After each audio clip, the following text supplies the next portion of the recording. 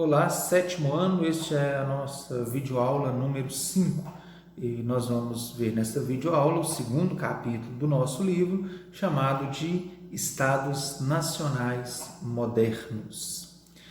Nós vamos falar do fortalecimento da burguesia e do absolutismo.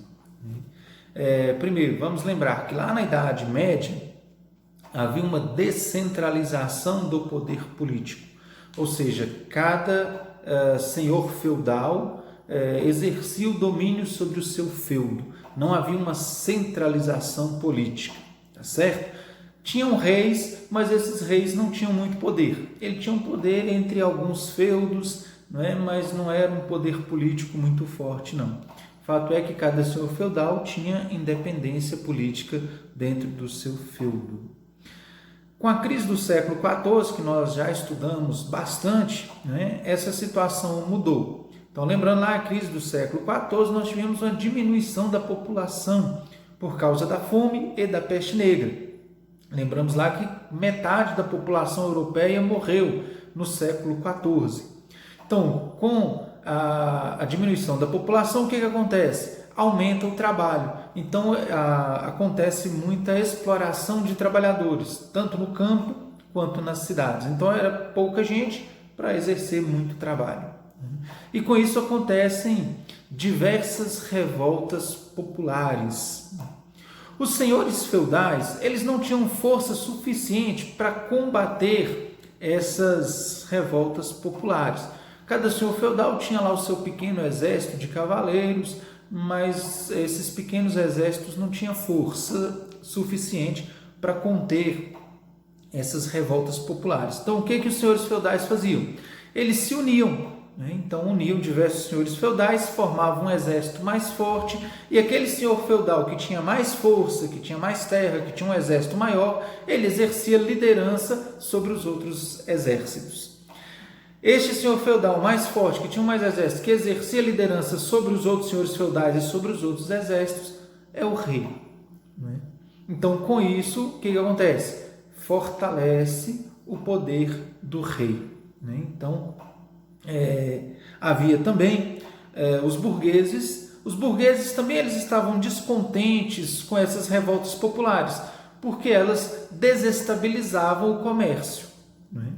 Então, os burgueses também vão apoiar os senhores feudais com seus exércitos no combate a essas revoltas populares. Além disso, como cada feudo tinha sua independência política, cada feudo também tinha o seu sistema de pesos e medidas. Os burgueses eles tinham interesse em unificar os pesos e as medidas, porque isso facilitaria o comércio entre povos diferentes, se todos usassem o mesmo sistema de pesos e medidas. Então, eles tinham interesse na unificação dos feudos em um único reino. Então, o que nós temos? Nós temos os burgueses interessados no comércio, por isso apoiam os exércitos. E nós temos os nobres senhores feudais apoiando os exércitos para conter as revoltas populares. Com isso, nós temos o fortalecimento do rei e o fortalecimento dos exércitos. Com essa união de vários feudos surgem os reinos europeus. E o rei vai ser uma figura que vai ter cada vez mais força, porque ele tem apoio tanto dos nobres quanto dos burgueses. Então, as terras que antes eram feudos independentes, agora vão se unificar, formando um único reino. Eu quero destacar aqui, nesse processo, alguns escritores e filósofos que defendiam esse poder absoluto do rei. Entre eles, nós temos lá o escritor Dante Alighieri e os filósofos Nicolau Maquiavel e Thomas Hobbes. Eles defendiam o poder absoluto dos reis. Eles achavam que para que um povo fosse bem governado, o rei teria que ter poderes absolutos. Tinha lá um outro filósofo, outro escritor chamado Jacques Bossuet, Jacques Bossuet, ele era um bispo católico, ele defendia que o poder dos reis foi concedido por Deus. Um rei era rei porque Deus quis que ele fosse rei. É a chamada teoria do direito divino dos reis. Portanto, quem desobedecesse a um rei estaria desobedecendo o próprio Deus. Então, com todo esse poder dado ao rei pelos burgueses e pelos nobres, e com estes escritores e filósofos defendendo o poder absoluto do rei, o rei foi tendo cada vez mais poder absoluto, e assim surgiu o sistema de governo chamado absolutismo. O absolutismo é aquele sistema de governo em que o rei tem poderes absolutos. Na primeira página do capítulo aí nós temos a imagem do rei Luís IV da França,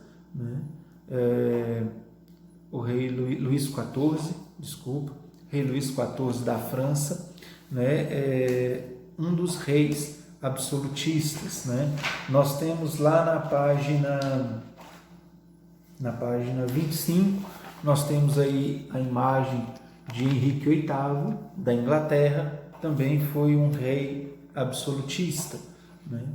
Então o absolutismo surge na Europa nesse período do século XV e XVI, por causa do Renascimento, por causa do fortalecimento da burguesia, por causa das revoltas populares que começaram a acontecer a partir do século IV e justificada por estes filósofos que eu citei aí.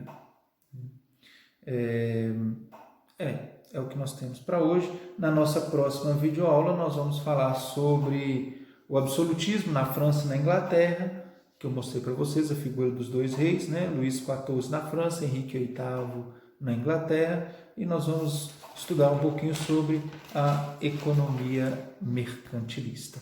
Até o nosso próximo vídeo.